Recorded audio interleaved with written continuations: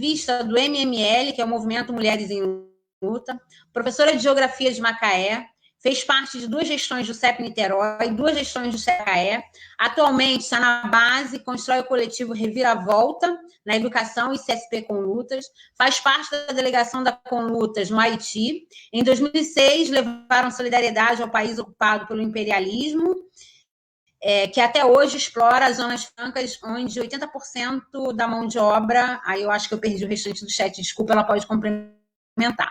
E a Sabrina também é pós-graduada em Geografia. Boa noite, Sabrina, bem-vinda.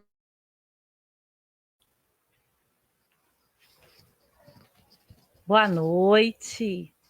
São mulheres negras. É importante, foi a minha principal experiência, assim, militante internacional, foi levar solidariedade ao povo haitiano, né, que é explorado, e 80% da mão de obra são mulheres negras. Então, esse debate internacional é importante trazer aqui.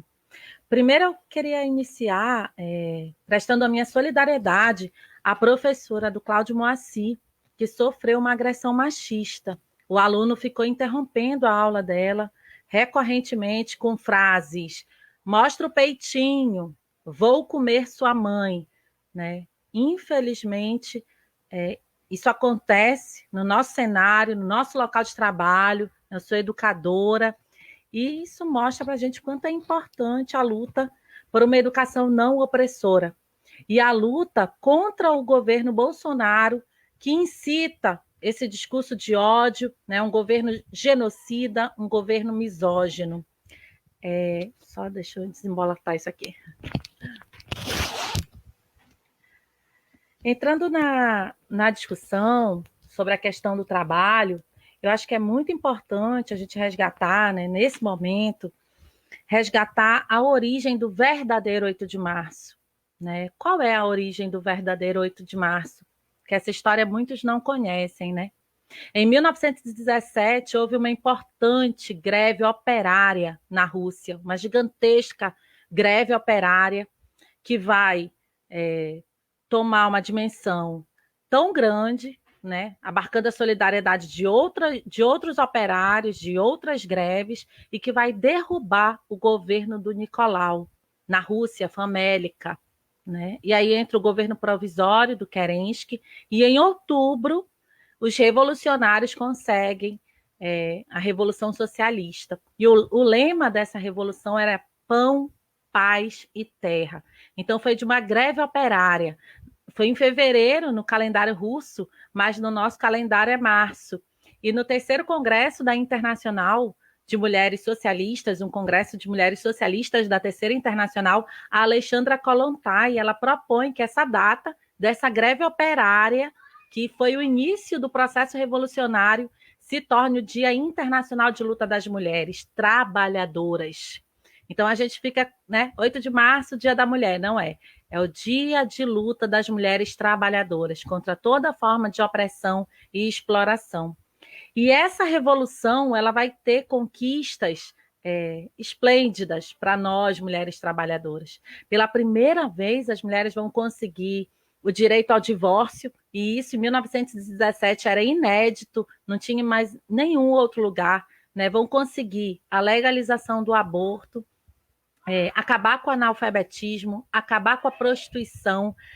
Quando nós falamos aqui de políticas públicas, né, em 1917, as revolucionárias, os revolucionários da União Soviética, eles conseguiram lavanderias públicas, restaurantes públicos, creches públicas, né, políticas que libertaram a mulher da opressão do lar, né, e ela pôde participar da vida política e na Revolução também conseguiram salário igual, para trabalho igual, condições de trabalho.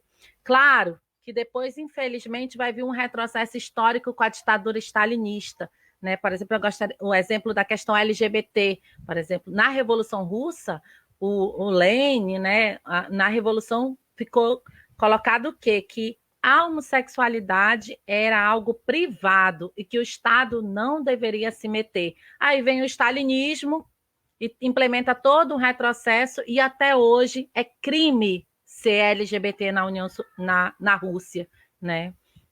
devido à ditadura stalinista e à reabertura capitalista. É muito importante a gente retomar essa discussão, porque nesse debate, na luta contra o machismo, contra toda a LGBTfobia, o racismo, né, na luta em defesa dos povos indígenas, contra toda forma de opressão e exploração, as mulheres burguesas, elas não são nossas aliadas, elas não são nossas irmãs. Os nossos aliados são os homens da nossa classe, da classe trabalhadora. E é importante também nós fazermos outra discussão, né? Nem sempre existiu machismo, nem sempre existiu machismo.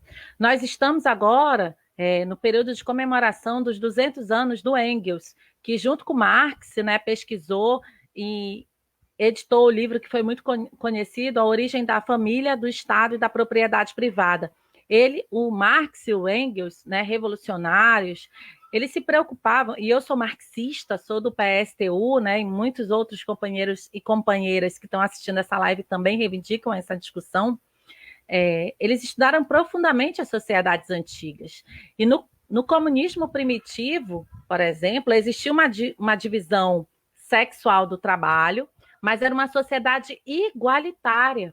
Os homens, eles iam para a caça e eles poderiam ficar meses, voltar com a mão abandando ou nem voltar, né? E quem cuidava da tribo eram as mulheres. E aí elas desenvolveram a agricultura, a criação dos animais, elas organizavam a vida política da cidade. E esse momento de agricultores, né, a maternidade era algo muito importante. Então a mulher, ela tinha, como é que eu posso dizer, uma importância. Era uma sociedade igualitária na qual a mulher tinha uma grande importância. Por exemplo, a criação das crianças, ela era coletiva. Não se sabia quem eram os pais, sabiam quem eram a mãe, né? O direito materno.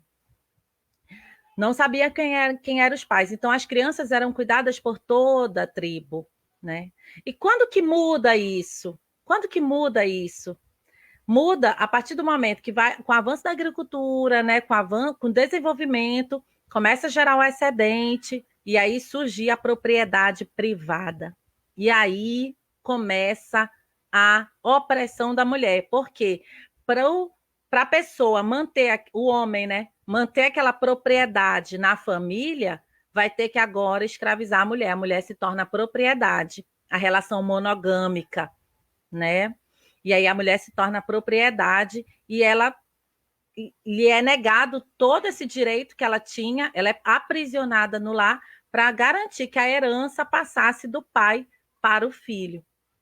Só que é dialético, né? Hoje nós vivemos no capitalismo, que é um outro, passamos aí por vários sistemas, escravismo, né? E hoje nós vivemos no sistema capitalista. E no sistema capitalista, a mulher, ela volta ao mercado de trabalho, certo? Em condições desiguais. Hoje nós continuamos lutando por salário igual, trabalho igual, condições de trabalho. Só que com a volta da mulher ao mercado de trabalho, sugiro que coloque... Eu estou na tela inteira.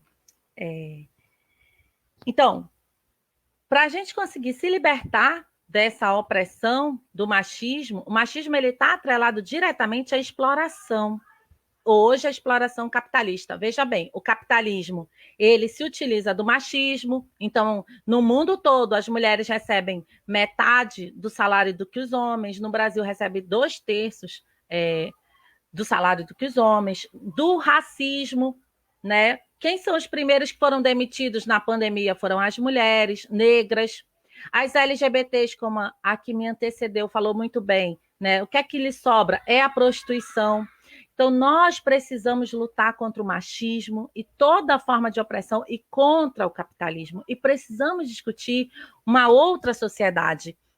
Nós precisamos acabar com a propriedade privada. A propriedade, ela deve ser coletiva, com distribuição de tudo que é produzido para todos que a produzem, como já foi, como já aconteceu no período do comunismo primitivo. E é isso, acho que o principal recado que nós do PSTU queremos dar nesse momento nós precisamos destruir o machismo. A luta ela é combinada contra o machismo e contra o capitalismo, certo? Nesse momento, as mulheres burguesas não estão do nosso lado. Nós não podemos esquecer que, em meio à pandemia, né, o caso da Mirtes, eu peço que me avise no chat, que eu me perdi um pouco no tempo, quando estiver terminando. O caso da Mirtes, por exemplo, né? Quantas mulheres tiveram que levar os seus filhos, empregadas domésticas tiveram que levar os seus filhos para o local de trabalho. E o que aconteceu com a Mirtes, que teve seu filho assassinado, o menino Miguel, né? Foi assassinado porque a Sari Corte Real, uma mulher burguesa, ela não se importava pela vida daquela criança. Então, por exemplo, nós fazemos um balanço profundo com o governo do PT. No período do governo da Dilma, cresceu em 600% o encarceramento em massa das mulheres negras no Brasil, com a lei antidrogas. A criminalização da pobreza no governo da Dilma. Então, adiantou ser uma mulher, gente? É importante colocar mulheres em postos importantes? Claro que é importante, mas isso é a solução? Nós não podemos ter essa ilusão. No governo da Dilma se manteve as tropas de ocupação no Haiti, e hoje mais de 2.000 mulheres denunciam estupros por parte dos soldados da ONU. Teve uma geração de filhos dos soldados da ONU naquele país, um país revolucionário, que fez lá atrás uma revolução que conseguiu a independência e a libertação dos escravos, um povo irmão latino-americano, que nós fomos lá para levar solidariedade, mas na verdade não foi para servir ao imperialismo na época, o Bush, né? E manter a opressão, reprimir movimento de greve. É para isso que as tropas de ocupação estavam naquele país. Um papel lamentável. Então, nós queremos fazer um debate, nós do PSTU, nós mulheres do PSTU, queremos fazer um debate fraterno com a esquerda. Hoje nós precisamos da unidade, a unidade da nossa classe, para derrubar o Bolsonaro. Nós só vamos conseguir vacina para todos, lockdown, que se faz necessário, condições dignas de trabalho, o fim do feminicídio, do estupro, da LGBTfobia, do racismo, se nós derrotarmos junto. E não dá para esperar as eleições. Isso está colocado para hoje. Nós precisamos nos organizar, seja com carreatas, com panelaços, com atos simbólicos, o que for possível. Nós temos que, juntos, nós só vamos conseguir em unidade. Não dá para esperar eleição 2020, porque nós estamos batendo recorde de mortes. E a nossa classe são as mães trabalhadoras negras da periferia que mais estão sofrendo. Esse é o nosso recado. Então, nós precisamos, sim, lutar contra o machismo e contra o capitalismo, esse sistema que está destruindo o meio ambiente. A pandemia está mostrando que não serve à classe trabalhadora, não serve às mulheres trabalhadoras, e pensar numa outra sociedade, uma sociedade igualitária e socialista, onde as trabalhadoras e os trabalhadores governem através dos conselhos populares. Então, venha se organizar. Parabéns ao CEP Lagos pelas lives, que estão sendo sensacionais. Essa é uma excelente forma de organização também.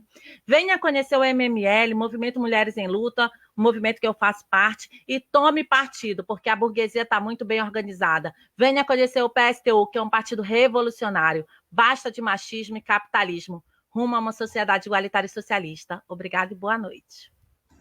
Obrigada, Sabrina. Nós temos mais duas convidadas.